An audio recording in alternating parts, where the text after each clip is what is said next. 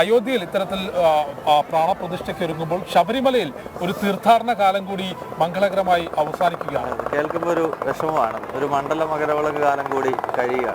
ആ ഒരു ശബരിമലയിലെ വിശേഷങ്ങളുമായി ബന്ധപ്പെട്ട വാർത്തകൾ നൽകുന്നതിനായി സന്നിധാനത്ത് നിന്ന് അരുൺ കൊടുങ്ങൂർ ചേരുന്നുണ്ട്. ശബരിമലയിൽ ഇന്ന് ഗുരുതി നടക്കും. ഇന്ന് രാവിലെ വരെ മാത്രമാകും ഇന്ന് രാത്രി വരെ മാത്രമാകും ഭക്തർക്ക് ദർശനമുണ്ടാവുക. നാളെ പുലർച്ചെ തിരുവാഭരണവുമായി സംഘം തിരിച്ചിറങ്ങുന്നതോടെ മണ്ഡലം മകരവിളക്ക് തീർത്ഥാടന കാലം പൂർത്തിയാക്കി നട അടയ്ക്കും. വിവരങ്ങളുമായി അരുൺ കൊടുങ്ങൂർ ചേരുന്നുണ്ട്. അരുൺ, എന്തെല്ലാമാണ് സന്നിധാനത്ത് നിന്ന് ഈ ഒരു മണ്ഡലകാല തീർത്ഥാടനം അവസാനിക്കുമ്പോൾ നൽകാൻ സാധിക്കുന്ന വിവരങ്ങൾ?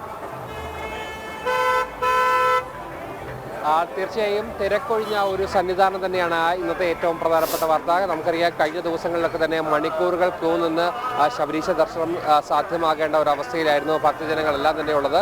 ഈ തിരക്ക് പൂർണ്ണമായും ഒഴിയുന്ന ഒരു സാഹചര്യമാണ് നിലവിലുള്ളത്. നടപ്പന്തൽ പൂർണ്ണമായും കാലിയാകുന്നു, ഫ്ലൈ ഓവർ പൂർണ്ണമായും കാലിയാകുന്നു. അതോടൊപ്പം തന്നെ ഇങ്ങോട്ട് എത്തുന്ന വഴികളെല്ലാം തന്നെ കാലിയാകുന്ന ഒരവസ്ഥയിലേക്ക് വരുന്നു. തീർത്ഥാടകരുടെ ഒരു തിരക്കിൽ ഒരു കുറവുണ്ടാകുന്ന ഒരു സാഹചര്യമാണ് നിലവിൽ ഉള്ളത്. എന്തായാലും ഇന്നുകൂടി മാത്രമാണ് സന്നിധാനത്ത് ദർശനം ഉണ്ടാകുക. 2 മാസം നീണ്ട ശരണമന്ത്രങ്ങളാൽ മുഖരിതമായിരുന്ന ഭക്തിസാന്ദ്രമായ ഭക്തിയുടെ പാരമ്യത്തിലായ മണ്ഡല പൂജയും മകരവിളക്കും എല്ലാം തന്നെ പൂർത്തിയാക്കി, ചടങ്ങുകളൊക്കെ തന്നെ പൂർത്തിയാക്കി ഇന്ന് നട അടയ്ക്കും. ഇന്ന് കൂടി മാത്രമാണ് ഭക്തർക്ക് ദർശനമുള്ളത്. നാളെ രാവിലെ തിരുവാഭരണം തിരിച്ചിറങ്ങുന്നതോടെ, പടിയിറങ്ങുന്നതോടെ, നട അടയ്ക്കുന്നതോടെ ഈ 2 മാസക്കാലം നീണ്ടുനിന്ന മണ്ഡല മകരവിളക്ക് തീർത്ഥാടന കാലത്ത് സമാപനമാകുകയാണ്. ഇന്നാണ് ഏറ്റവും ശ്രേഷ്ഠമായ ഗുരുതി നടക്കുക. രാത്രി ഹരിവരാസനം പാടി നടയടച്ചതിന് ശേഷമാണ് മാളികപ്പുറത്തിന് സമീപം ഗുരുതി നടക്കുക. എന്തായാലും എല്ലാവിധ ക്രമീകരണങ്ങളും പൂർത്തിയായിരിക്കുകയാണ്. എന്തായാലും തിരക്ക് തീർത്തും കുറവായൊരു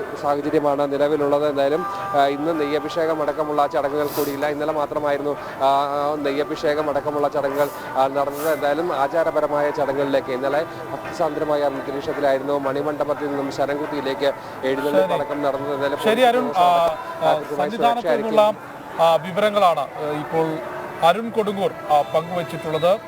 സന്നിധാനത്തു നിന്നുള്ള വിവരങ്ങളാണ് അരുൺ കൊടുങ്ങൂർ പങ്കുവച്ചിട്ടുള്ളത്.